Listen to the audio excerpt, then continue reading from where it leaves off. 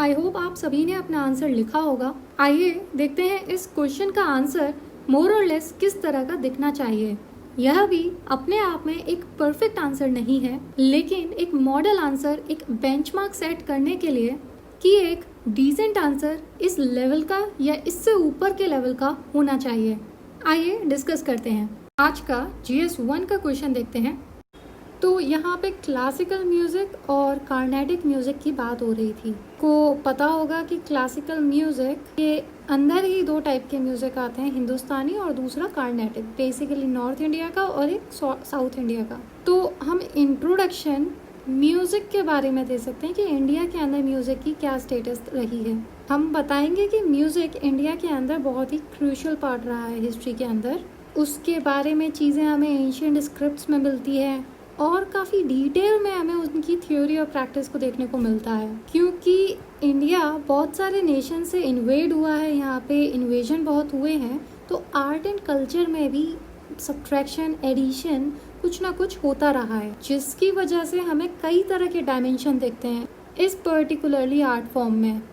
अब इसके अंदर हम मेन बॉडी की बात करेंगे, जिसके अंदर क्लासिकल म्यूज़िक के ओरिजिन और इवोल्यूशन के बारे में बात करेंगे। दोनों वर्ड अलग हैं। ओरिजिन पहले कहाँ से शुरुआत हुई और किस तरह से इसके अंदर चेंजेस आए, उसे इवोल्यूशन कहेंगे।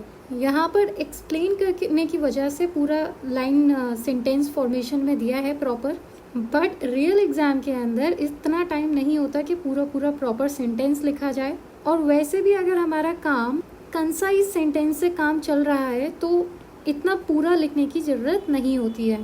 फॉर एग्जाम्पल यहाँ पर दिया है first point, it is generally believed that Indian classical music has its origins in the religious observance of the Aryan people who arrived in India some 3000 years ago।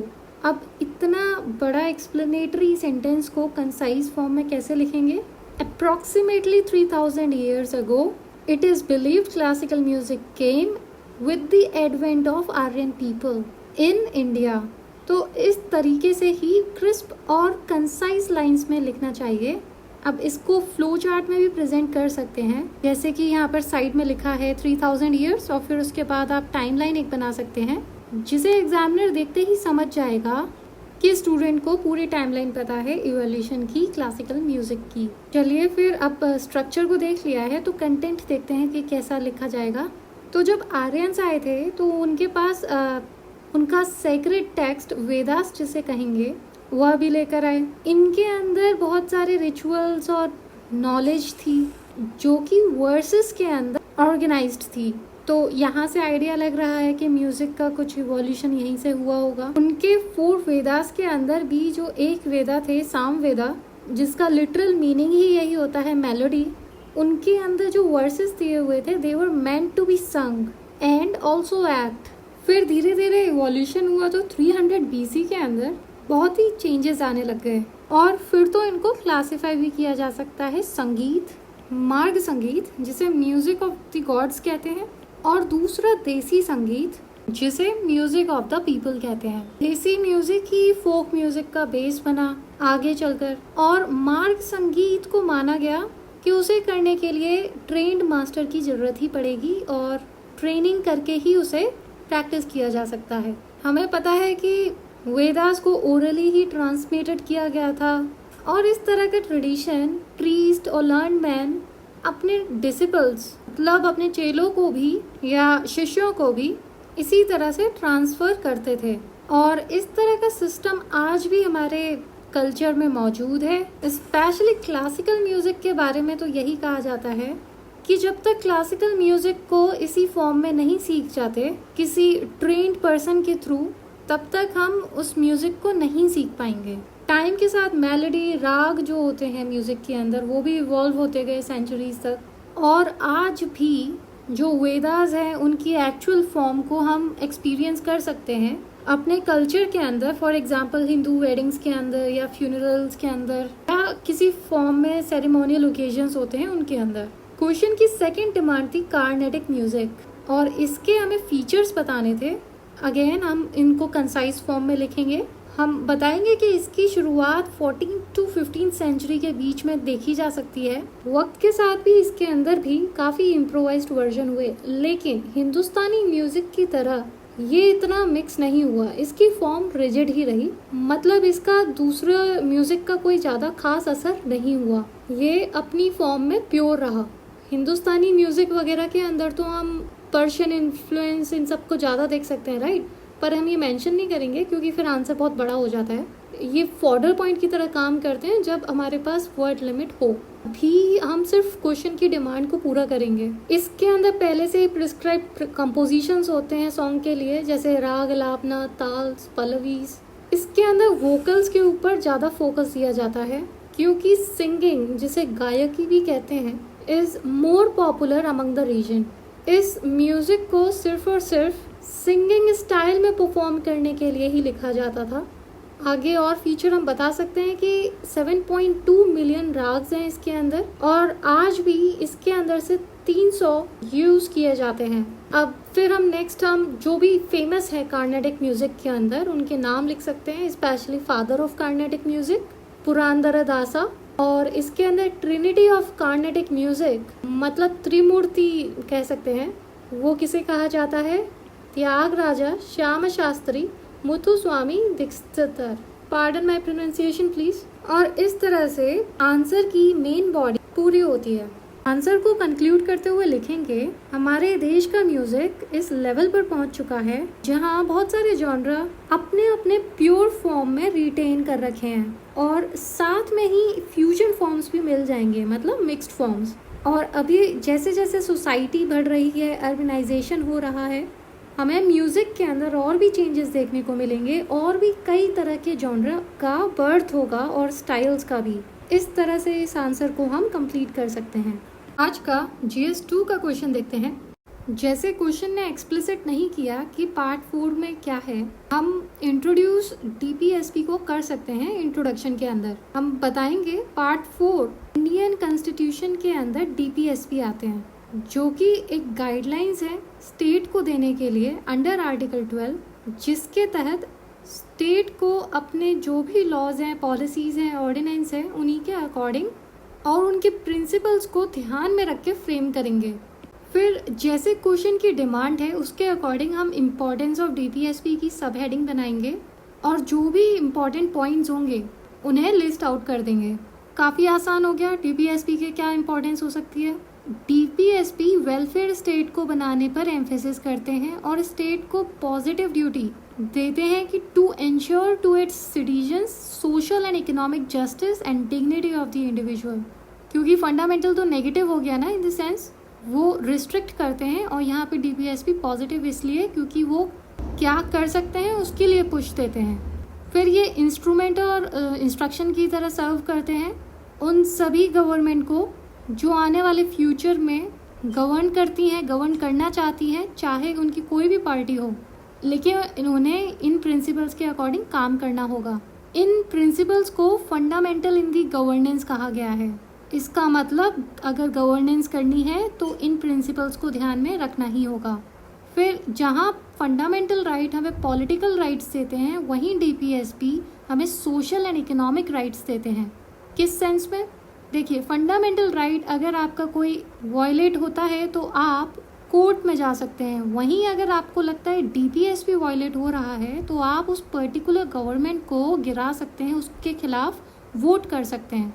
इस तरह से आपके पास social and economic right आ जाते हैं, क्योंकि फिर government को वही करना पड़ेगा ना जो आपके लिए सोशली और इकोनॉमिकली सही है।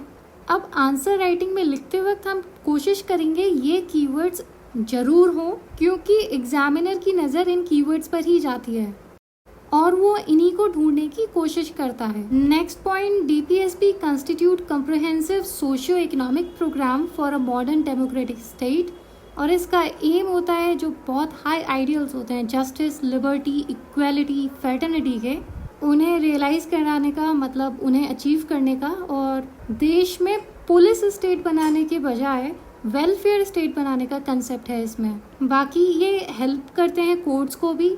अगर कोई लॉ है तो उसकी कॉन्स्टिट्यूशनल वैलिडिटी को एग्जामिन या डिटरमाइन करने के लिए इनका यूज़ हो जाता है। इस तरह से काफ़ी पॉइंट्स हमने क्वेश्चन की हाफ डिमांड में लिख दिए हैं। अब दूसरा पार्ट जो था वो पूछा था लिमिटेशंस ऑफ डीपीएसपी। सबसे पहले हम बता सकते हैं कि लीगल फोर्स नहीं है कोई, मतलब इनका नेचर नॉन जस्टिसेबल है। अगर किसी को लगता है कि ये वायलेशन हो रहा है तो वो लीगली इसको एनफोर्स कराने के लिए कोर्ट में नहीं जा सकते हैं। कोर्ट भी कोई लेजिस्लेशन स्ट्राइक डाउन नहीं कर सकती है, मतलब नल एंड वॉइड नहीं कर सकती अगर वह डीपीएसपी के साथ नॉन कंप्लायंट है। फिर इससे रिलेटेड कॉन्स्टिट्यूशनल कॉन्फ्लिक्ट भी बहुत होते हैं, सेंटर स्टेट के बीच, कभी सेंटर प्रेसिडेंट के बीच, मतलब कभी सेंटर कहेगी कि स्टेट डीपीएसपी को फॉलो नहीं कर रही है एंड सो ऑन। फिर हम पॉइंट लिख सकते हैं कि कोर्ट के हाथ में भी पावर नहीं होती कि वो डीपीएसपी को इनकॉर्पोरेट कर पाए। अगर कोर्ट ने चाहा कि किसी डीपीएसपी के प्रिंसिपल को इम्प्लीमेंट करवाएं तो ये उसकी पावर से आगे जाने वाली बात होगी, मतलब सेपरेशन ऑफ पावर्स वाली जो थ्योरी है हमारी, कि इस तरह की चीज़ें करना, पॉलिसी चॉइसेस, बजटरी एलोकेशन, ये सब लेजिस्लेचर का काम है, जुडिशरी का नहीं। तो वो चाहकर भी डीपीएसपी को इनकॉर्पोरेट नहीं कर सकती। फिर बात आती है conflict with fundamental rights. Fundamental right को इम्प्लीमेंट करने के लिए इन्हें अमेंड किया जा सकता है। थोड़ा ट्रिकी हो रहा है बट डोंट वरी, आपको जो पॉइंट्स आते हैं आप लिख सकते हैं। फिर हम बोल सकते हैं कि इतना टाइम हो गया कॉन्स्टिट्यूशन को ड्राफ्ट हुए, लेकिन अभी तक डायरेक्टिव प्रिंसिपल का एग्जैक्ट रोल समझना अभी भी चैलेंज है। आम आदमी के लिए तो छोड़िए, लीगल स्कॉलर्स भी इसको नहीं समझ पाते हैं। तो एक तरह से ये प्रॉब्लम्स का भंडार कह सकते हैं अगर लिमिटेशन के अंदर बातें करनी है। अल्टीमेटली होता क्या है, फिर कॉम्प्रोमाइज ही आता है कि ये नहीं हो सकता या वो नहीं हो सकता, तो चलिए बीच का यही मान लेते हैं। कुछ इस तरह से बातें फिर अल्टीमेटली कोर्ट में जाती हैं और फिर वहाँ से डिसीजन आते हैं। तो इस तरह से हम क्वेश्चन की मेन डिमांड को एड्रेस कर देंगे और फाइनली एक कंक्लूजन दे देंगे। बेसिकली जितनी बातें करी हैं उसका ओवरव्यू ही है। डीपीएसपी एक आइडियल की तरह का रोल प्ले करते हैं लेजिस्लेचर के लिए, उन्हें वो गाइड करते हैं, उन्हें वो दिशा दिखाते हैं जब भी लेजिस्लेचर पॉलिसी या लॉ बनाते हैं।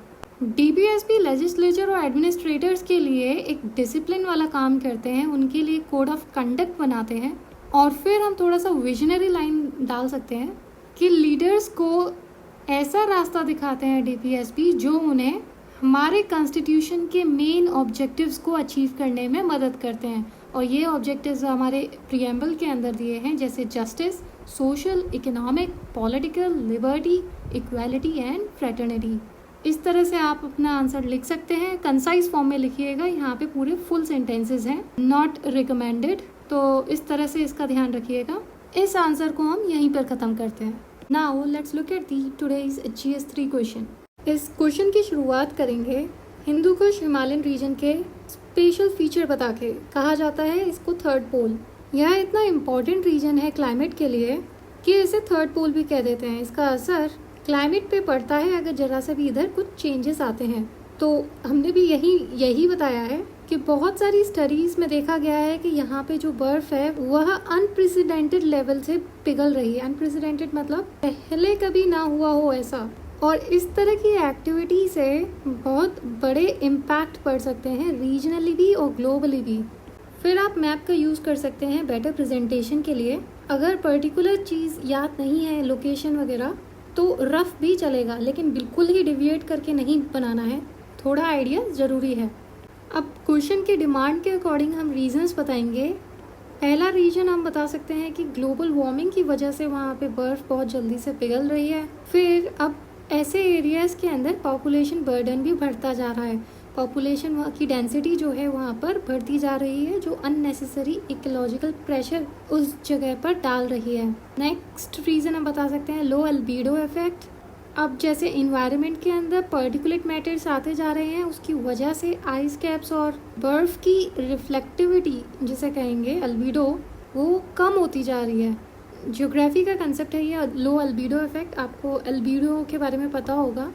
अल्बीडो का मतलब होता है किसी सरफेस के द्वारा सोलर एनर्जी को वापस से अर्थ के स्पेस में रिफ्लेक्ट कर देना, और फिर जितना रिफ्लेक्ट कर दिया उसे अल्बीडो कहेंगे।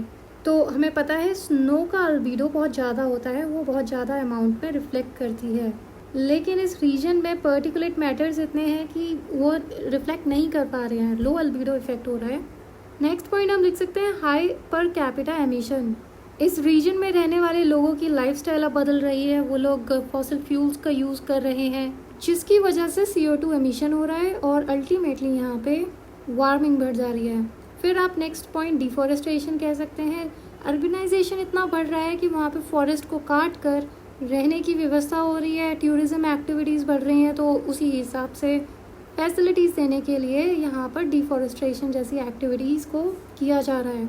क्वेश्चन की डिमांड के अकॉर्डिंग हम ग्लोबल रेमिफिकेशन देंगे, मतलब क्या कंसिक्वेंसेस होंगे अगर इस तरह से ही बढ़ती रही यहाँ पे गर्मी और बर्फ़ पिघलती रही एवरेज रेट से भी ज़्यादा तेज़ी से। सबसे पहला पॉइंट तो यही आ जाएगा, इंटरनेशनल टसल, पानी की कमी होगी, फिर देशों के अंदर झगड़े होंगे। और इंडिया तो पर्टिकुलरली इंडिया ऐसे नेबर्स के साथ घिरा हुआ है जिनके साथ वाटर डिस्प्यूट जैसे इश्यूज़ को नेगोशिएट करना और भी मुश्किल होगा। फिर second point, south Asian countries के अंदर बहुत ज़्यादा डेंजरस लेवल के समर्स और गर्मी देखी जाएगी। हमारे यहाँ वैसे भी हीट की वजह से बहुत डिज़ास्टर जैसी सिचुएशन देखी जाती हैं, अगर ऐसा और हुआ तो और ज़्यादा दिक्कत होगी। फिर नेक्स्ट पॉइंट हम देख सकते हैं फूड सिक्योरिटी के ऊपर। इस रीजन का एग्रीकल्चर रिवर्स के ऊपर हाईली डिपेंडेंट है और अगर इन रिवर्स के अंदर ही वाटर लेवल चेंज होगा तो फूड सिक्योरिटी की खतरा और बढ़ जाएगा। एग्रीकल्चर के लिए हमें पानी नहीं मिलेगा तो हम क्रॉप्स को उगा नहीं पाएंगे। नेक्स्ट इम्पैक्ट हम लिख सकते हैं नेशनल इकोनॉमी पे। इलेक्ट्रिसिटी प्रोड्यूस करने के लिए भी पानी की ज़रूरत होती है और फिर ये वाले रीजन अपनी इकोनॉमी मेजरली इलेक्ट्रिसिटी को एक्सपोर्ट करके ही कमाते हैं और अगर रिवर्स के ऊपर इफ़ेक्ट पड़ा तो इलेक्ट्रिसिटी एक्सपोर्ट करने में भी जो रेवेन्यू मिलेगा उस पर इफ़ेक्ट पड़ेगा और इवेंचुअली हमारी नेशनल इकोनॉमी पर भी इफ़ेक्ट पड़ेगा। नेक्स्ट फिर जैसे कि हमने बात करी थी कि थर्ड पोल की तरह कंसीडर किया जाता है इसे, इस रीजन के अंदर और खिलवाड़ हुआ तो ग्लोबल एवरेज टेम्परेचर है वो और इंक्रीज़ हो सकता है और उससे ग्लोबली इम्पैक्ट पड़ सकते हैं। लास्टली 150 वर्ड लिमिट को ध्यान रखते हुए हम वे फॉरवर्ड दे सकते हैं और वन लाइन कंक्लूजन दे सकते हैं। हमें इन्वायरमेंट फ्रेंडली डेवलपमेंट मॉडल्स की ज़रूरत है और इस रीजन के जो भी कंट्रीज़ हैं उन्हें साथ में काम करने की ज़रूरत है, तभी वह कोई म्यूचुअल डिसीजन ले पाएंगे जिससे कुछ तो इम्प्लीमेंटेशन होगा मेजर्स का, वरना तो सिर्फ आपस में झगड़ते ही रह जाएंगे। और फिर ये रीजन काफ़ी इम्पॉर्टेंट है ग्लोबली भी क्योंकि इसका असर ग्लोबल भी होता है, तो ग्लोबल अटेंशन की भी ज़रूरत है जिससे कि एक्स्ट्रा रिसोर्सेज मिल सकें इस एरिया को और इम्प्रूव करने के लिए। इस तरह से यह आंसर आपका कंप्लीट होता है। वर्ड लिमिट का हम खासकर ध्यान रखेंगे 150। फाइनली आज का GS 4 का क्वेश्चन देखते हैं। ओके, तो ये आज केस स्टडी हमने यूज़ करी थी, तो देखते हैं कि इस केस स्टडी को कैसे सॉल्व कर सकते हैं। बात करेंगे सबसे पहले स्टेक होल्डर्स जो इस केस स्टडीज़ के अंदर इन्वॉल्व हैं। सबसे पहले तो आप जो एक सीनियर पुलिस ऑफिसर है, दूसरा आपका फ्रेंड जो RTI एक्टिविस्ट है और करप्शन के मामले में मिनिस्टर को टारगेट कर रहा है, और आपकी वाइफ जो कि हायर एजुकेशन डिपार्टमेंट में कमिश्नर है और सिचुएशन के अकॉर्डिंग वह भी करप्शन के मामले में जेल जा सकती है। और लास्टली आपके मिनिस्टर हैं जिन्होंने डबल अमाउंट दिखाकर करप्शन किया है। अब यहाँ पे मेजर एथिकल डिलेमास क्या हैं? सबसे पहला, personal family interest versus larger public interest, मतलब आप अपनी वाइफ को बचाएंगे या फिर अपने पब्लिक इंटरेस्ट में रह के मिनिस्टर का जो असली फेस है उसे सामने आने देंगे। दूसरा मेजर एथिकल डिलेमा है रूल ऑफ लॉ को फॉलो करना या अपनी पावर यूज करके जो क्राइसिस आया है यहाँ पे उसको हटाना। नॉर्मल रूल ऑफ लॉ हो जाएगा कि RTI फाइल हुई और प्रूव हो गए चार्जेस तो कोर्ट अपना डिसीजन लेके जो फैसला सुनाएगी वो सुनाएगी, लेकिन अपनी पावर यूज़ करके आप इस क्राइसिस को अवॉइड भी कर सकते हैं। तो इस तरह से मेजर एथिकल डिलेमास आपको दिखाई देंगे। नेक्स्ट हम मेंशन करेंगे कि कौन कौन से ऑप्शंस अवेलेबल हैं आपके पास। सबसे पहला कि आप अपने फ्रेंड को बोल सकते हैं कि वो अपनी एप्लीकेशन को विड्रॉ कर ले और इस केस को आगे नहीं बढ़ाए, या फिर इसका टोटली अपोजिट, आप उसको कुछ नहीं कहेंगे और आप उससे करने देंगे जो भी वो कर रहा है अपनी एप्लीकेशन के साथ, या फिर आप अपनी वाइफ को इंक्वायर करेंगे, उनसे रिलेटेड जो भी इंफॉर्मेशन है, एक्चुअल सिचुएशन जो है वो जानने की कोशिश करेंगे, और अगर वो इनोसेंट पाई गई, आपको वो बताती है कि वो इनोसेंट है, तो आप उस फ्रेंड को कहेंगे कि वो आगे अपना एप्लीकेशन वाला प्रोसेस कर सकता है। लेकिन अगर वो गिल्टी है तो आप वॉलेंटरी रिटायरमेंट ले लेंगे, या फिर आप परचेज ऑर्डर की इंक्वायरी करेंगे, आप खुद चेक करेंगे कि इस तरीके की कोई चीज़ें हुई हैं या नहीं, आप डिटेल्स लेंगे अपने फ्रेंड से, और साथ में नॉर्मल प्रोसीजर को भी अलाउ करेंगे, मतलब आपका फ्रेंड जो इन्वेस्टिगेशन कर रहा है उसे करने देंगे। बात नोट करने की ये है, ये जो ऑप्शंस अवेलेबल टू मी है पर्सन टू पर्सन काफ़ी डिफर करेंगे, और ये सब्जेक्ट कुछ ऐसा है, ये टॉपिक कुछ ऐसा है, केस स्टडीज़, जिसके अंदर 100% ऑब्जेक्टिविटी नहीं देखी जा सकती।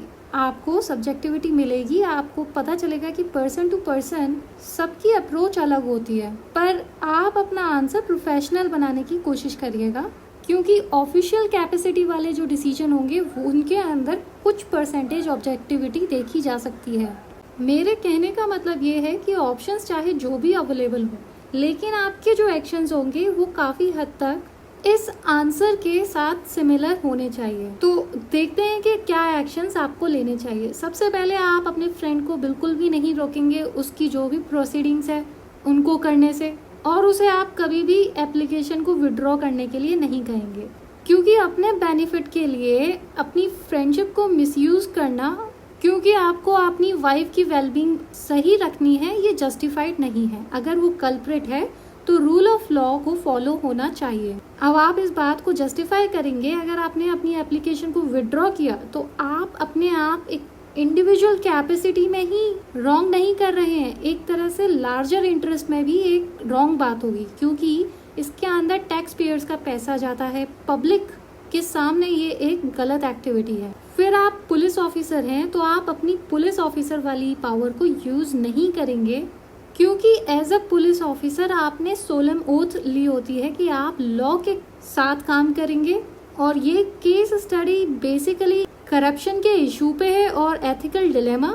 तो ये तो आपकी कॉन्स्टिट्यूशनल ड्यूटी हो जाती है इस तरह की करप्ट प्रैक्टिसेस को सामने लाने की।